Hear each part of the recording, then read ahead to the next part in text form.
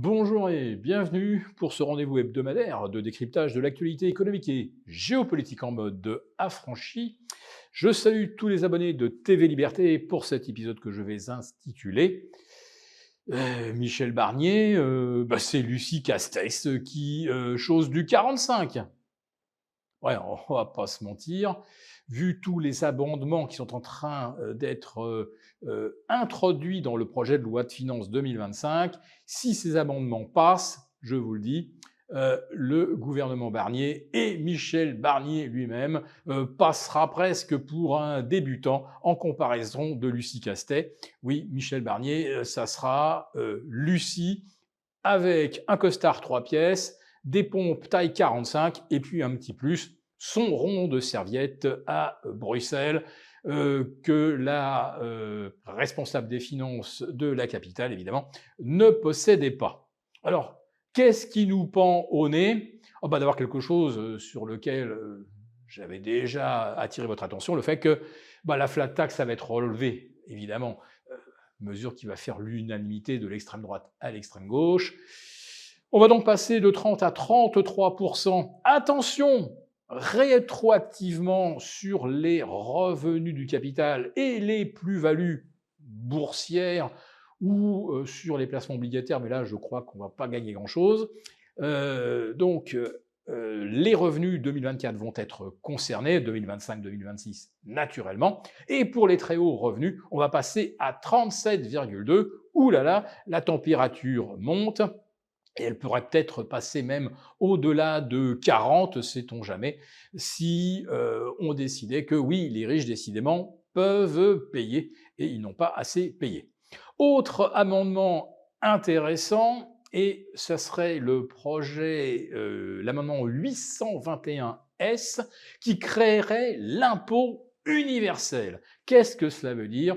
Eh bien, ça veut dire que si vous naissez français, eh bien vous naissez avec cette malédiction d'être éternellement un contribuable français, même si vous vous expatriez, même si vous travaillez 183 jours à l'étranger, non, vous n'échapperez plus à l'impôt au barème franco-français.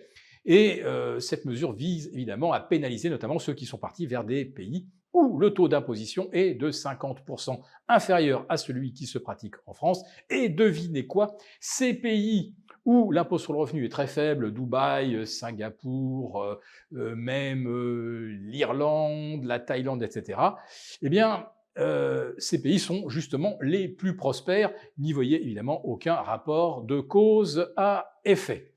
Donc, comme le disait l'humoriste, il y a deux choses certaines à la naissance, c'est qu'on mourra à la fin et également qu'on n'échappera pas à l'impôt. Donc la France en sera une illustration parfaite. Alors pourquoi faut-il absolument continuer de boucher les trous? Eh bien tout simplement parce que il y a eu une douille dans les précédents budgets. En effet, la TVA, qui devait être affectée au budget global, a finalement été détournée de son objet. Elle sert aujourd'hui à combler le trou de la Sécu, et ce trou se creuse parce que beaucoup d'entreprises bénéficient d'exonérations.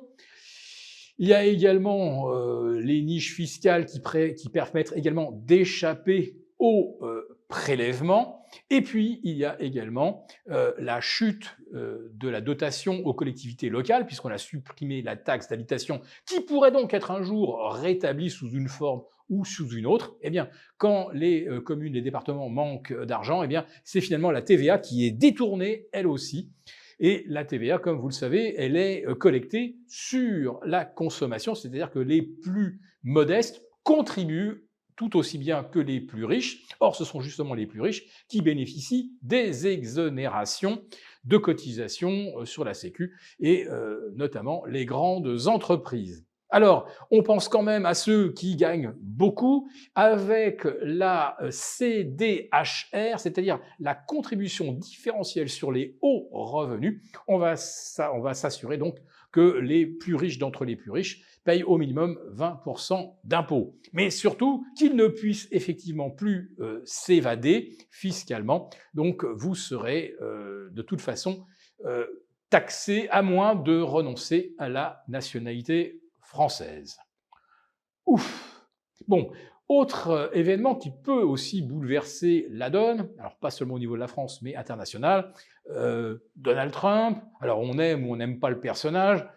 Personnellement, je n'aime pas, mais on se fiche complètement de mon avis. Les milieux d'affaires, eux, ils apprécient parce que Monsieur Trump, c'est l'anti-Barnier, c'est l'anti-Castet. Lui, il veut à tout prix réduire le périmètre de l'État et donc les prélèvements qui vont avec. Et il se trouve que Donald Trump, aujourd'hui, se trouve nettement en tête dans les sondages.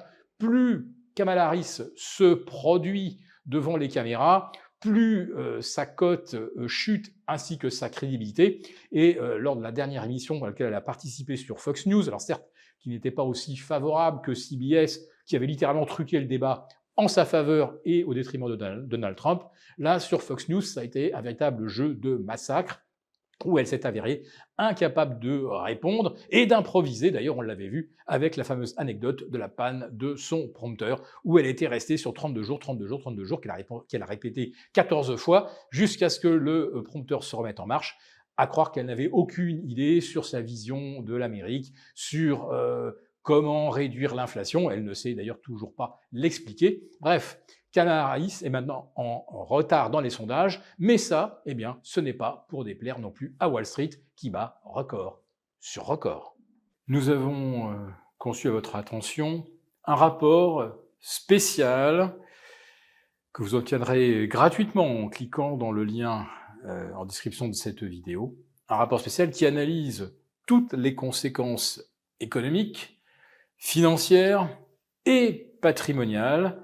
Et bien sûr, ce rapport vous offre également des mesures, des initiatives à mettre en place très rapidement pour protéger votre épargne, celle de vos proches. Tout ça donc dans un rapport gratuit que vous obtenez en cliquant en bas de cette vidéo.